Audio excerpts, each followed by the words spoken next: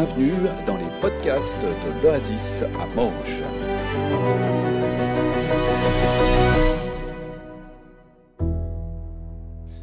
Alors bonjour à chacun, je suis très réjoui d'être avec vous ce matin pour continuer. On arrive un peu à la fin de notre grande série sur des cultes sur la thématique de la réconciliation. On a commencé ça au début de la fin de l'été, si je peux dire comme ça. Et je crois que c'est vraiment aussi un thème qui est vraiment central à notre vie de disciple personnel, mais aussi à notre vie communautaire, notre vie d'église. Et le thème de ce matin, c'est la réconciliation avec le Père. Mais aujourd'hui, c'est aussi le premier jour du mois de décembre, et puis on commence cette période de l'Avent. Cette période de l'Avent où on se prépare à célébrer cette venue de Jésus, cette venue de Jésus, Fils de Dieu, Emmanuel, Dieu avec nous. Celui qui est venu prendre une vie humaine auprès de nous. Jésus qui était pleinement Dieu, il a décidé de devenir pleinement homme sur terre. Mais pourquoi ? Il y a un élément qui apparaît sur ce magnifique tableau qu'on a ici, c'est le verset qui est écrit au commencement de ce tableau, ici qui dit « Le chemin, la vérité, la vie, c'est moi », dit Jésus. « Personne ne va au Père sans passer par moi. Personne ne vient au Père sans passer par moi. » Jésus est venu incarner ce chemin, ce retour possible vers le Père, en communion avec le Père. Et si on observe bien le témoignage des évangiles, Jésus, il n'est pas venu pour se mettre lui en avant, il n'est pas venu pour se la péter, pour faire « Hé les gars, je suis Dieu ». Alors il n'est pas passé inaperçu, ça c'est vrai. Il a quand même fait des miracles, il a guéri des malades, il a fait plein de choses pendant les 3 années de ministère où il a été accompagné par ses disciples. Mais pendant tout ce temps-là, Jésus, il n'a pas guéri tous les malades qu'il a croisés. Et puis il n'a pas ressuscité tous les morts chaque fois qu'il passait à côté d'un cimetière. Jésus, il a même limité ses miracles en critiquant certaines foules qui le suivaient juste pour voir du surnaturel. Et pourtant, il avait tout pouvoir. Il avait toute la puissance. Il aurait pu démontrer toute sa puissance de manière exubérante. Il aurait pu aller dans ces lieux retirés où tous les lépreux étaient un peu mis de côté pour ne pas contaminer les autres. Puis il aurait pu arriver puis guérir tout le monde d'un coup. Puis venez, on débarque à Jérusalem, on fait scandale. Puis il aurait pu aller vers des tombes puis ressusciter plein de morts puis débarquer dans une ville en faisant « Ouais, regardez ». Mais il n'a pas fait ça. Il aurait même pu faire tomber le feu du ciel sur Ponce Pilate et le Sanhédrin quand il a été accusé. Mais il ne l'a pas fait non plus. Pourtant, il était Dieu.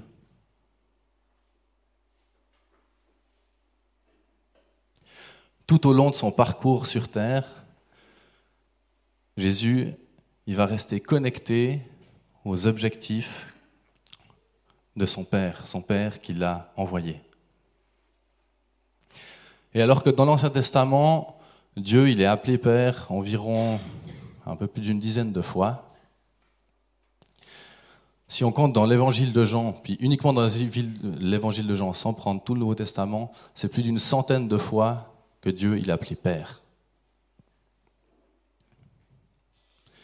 Le Père m'a choisi et envoyé dans le monde.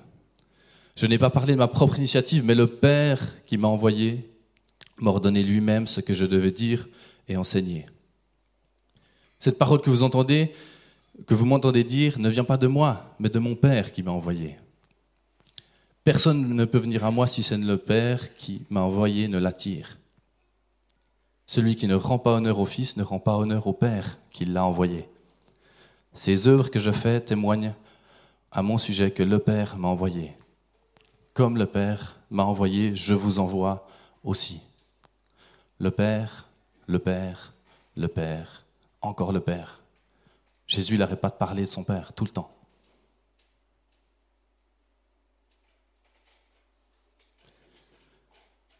Et si Jésus il désire tellement qu'on marche à sa suite, comme il a encouragé ses premiers disciples à le faire,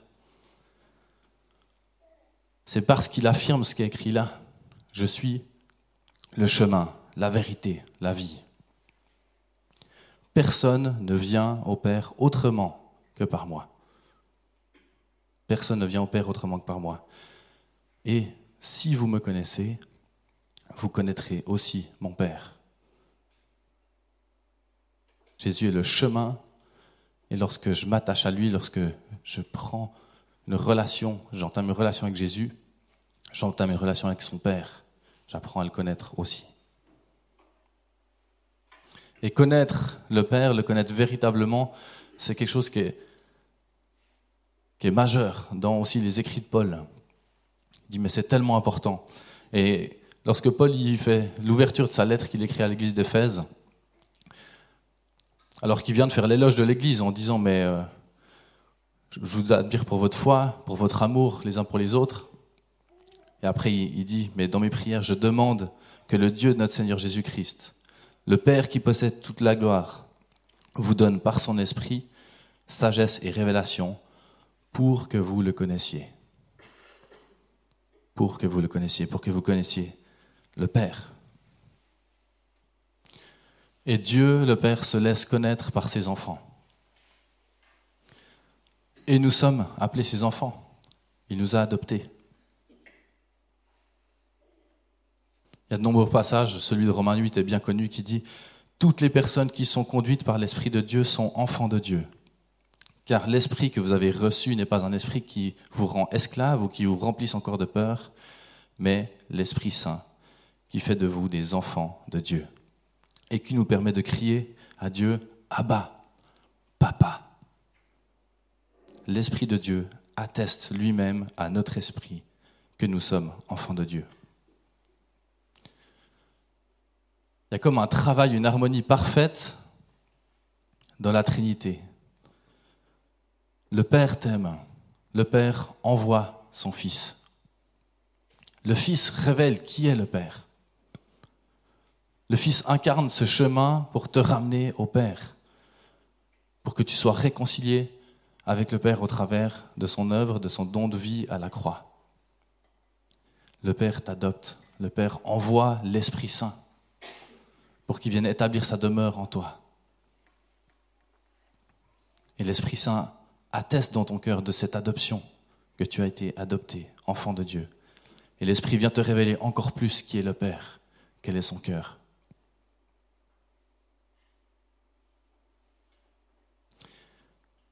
Jésus est donc venu sur terre, il est mort sur la croix, il est ressuscité. C'est ce qu'on a célébré et rappelé tout à l'heure, afin que nous soyons pardonnés, justifiés, adoptés. Et une des raisons à cela, elle est exprimée aussi par Paul dans 2 Corinthiens 5, où il dit « Tout cela est l'œuvre de Dieu le Père, qui nous a réconciliés avec lui par Jésus-Christ. » Et, parce que l'histoire ne s'arrête pas là, et qui nous a confié le ministère de la réconciliation. Il t'a confié, il m'a confié, à tous, il nous a confié le ministère de la réconciliation. Alors à partir d'aujourd'hui, si quelqu'un te demande « Et toi, c'est quoi ton ministère ?» tu peux lui répondre avec assurance « J'ai reçu le ministère de la réconciliation. » Parce que ça, il est pour tous. Que ça vienne habiter nos cœurs. Et c'est un texte qu'on aura l'occasion de reprendre certainement l'année prochaine. J'aimerais ce matin qu'on s'arrête encore sur un texte, sur une histoire du Nouveau Testament, une histoire de réconciliation avec le Père. Vous avez une idée?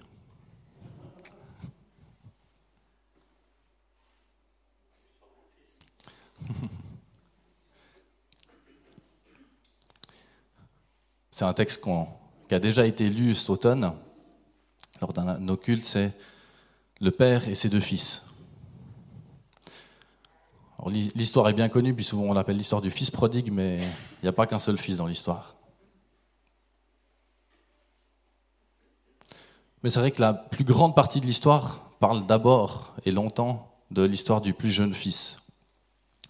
Le plus jeune fils, qu'on appelle le fils prodigue, il avait tout. Il avait absolument tout chez son père. Mais il a préféré demander sa part d'héritage, prendre tout ça et puis mener sa vie. Pleine liberté, sans papa.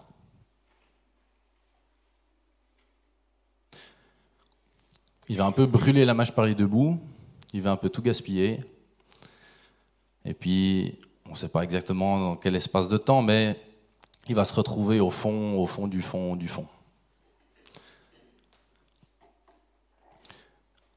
C'est quand il touche le fond qu'il réalise vraiment son erreur, qu'il réalise à quel point il était dans l'erreur de vouloir mener sa vie de liberté sans son père.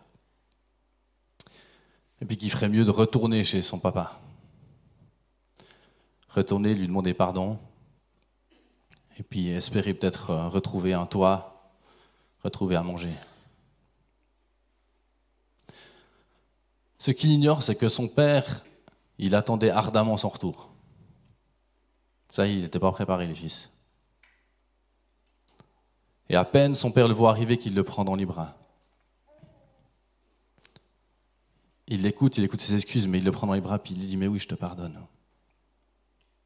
Et puis il l'habille, et puis il met en place une fête pour célébrer ce retour de ce fils qui a choisi de revenir à la maison. Je ne vais pas faire lever des mains ce matin, mais il y a peut-être ce matin quelques personnes qui s'identifient à ce jeune fils, qui est sur le chemin du retour pour revenir chez le Père. Ben, si c'est ton cas, sois le bienvenu à la maison, parce que le Père, il t'attend.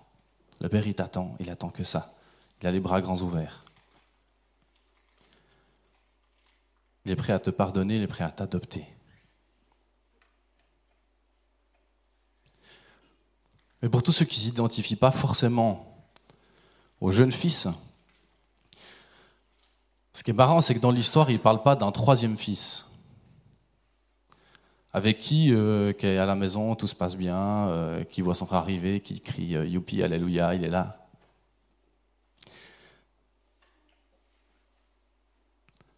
Est-ce que c'est que finalement on est appelé un peu à s'identifier à l'un ou à l'autre ? Je ne sais pas. Qu'en est-il de ce frère aîné ? Je vais vous lire ce bout de texte de Luc 15, les versets 25 à 32.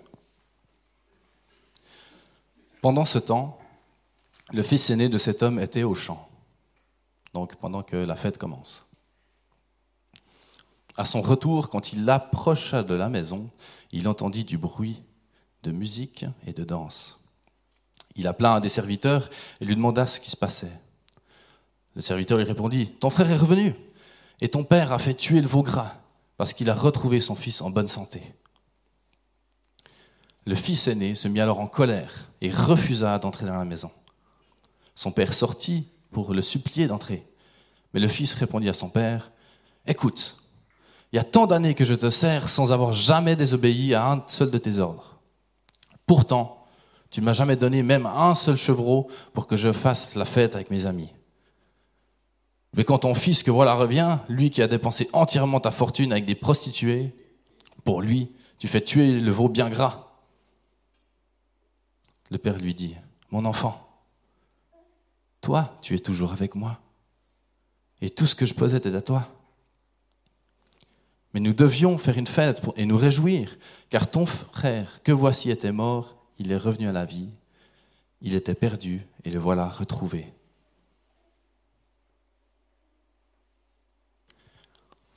Mais qu'est-ce qui se passe dans la tête de ce frère aîné ? Qu'est-ce qui se passe dans sa tête ? Monsieur se met en colère. Monsieur est offensé. Monsieur est jaloux. Monsieur a de l'orgueil. Monsieur juge. En fait, le frère aîné, il a autant besoin que son jeune frère d'être réconcilié avec son père. il vit chez son père. Visiblement, il travaille pour lui, il travaille dans les champs. Apparemment, il n'a jamais désobéi, en tout cas, c'est ce qu'il dit. Sans faute. Mais est-ce qu'il fait la volonté de son père ?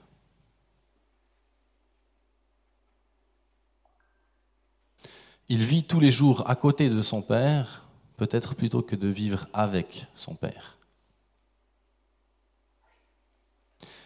Il ne connaît pas vraiment le cœur de son père.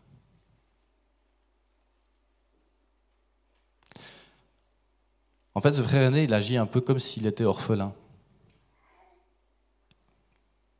Comme s'il était juste serviteur dans cette maison. Il n'a même pas osé lui demander un chevreau pour faire la fête avec ses amis. Pourtant, il est fils, il est héritier. Et certainement que s'il avait demandé un chevreau à son père lui aurait donné avec joie.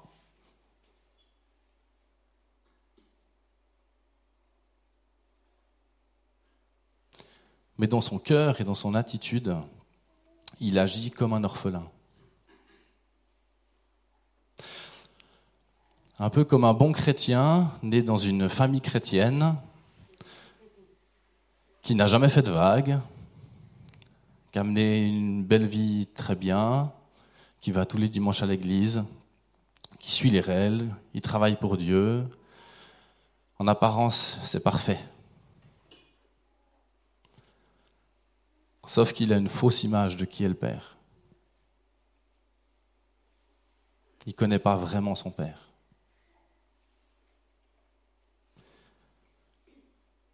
Il a été adopté, mais il continue à se comporter comme s'il était orphelin. Il ne vit pas une relation profonde, une relation d'intimité avec son Père. Il continue à projeter sur Dieu l'image de son Père terrestre, avec toutes ses imperfections, avec tous les manquements, avec tous les arrière-pensées, tous les préjugés de qu'est-ce qu'il va me dire si. J'ai quand même pas lui demander ça.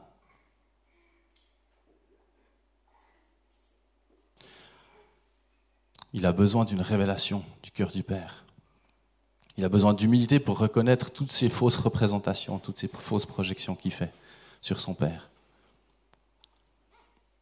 Et il a aussi besoin de demander pardon afin d'être pleinement réconcilié avec le Père, afin de le connaître vraiment.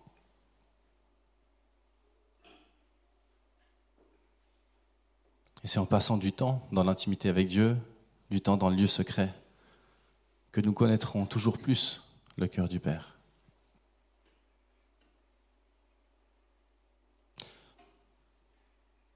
La parabole, elle est comme pas terminée. Elle finit avec ces paroles du Père qui, rempli de joie pour son fils qui est revenu, mais rempli de joie qu'il a de chaque fils qui rentrerait à la maison, qui vient ou qui revient. C'est à chacun d'entre nous de répondre selon son cœur, de faire ce choix de vivre avec le Père, d'être réconcilié avec le Père.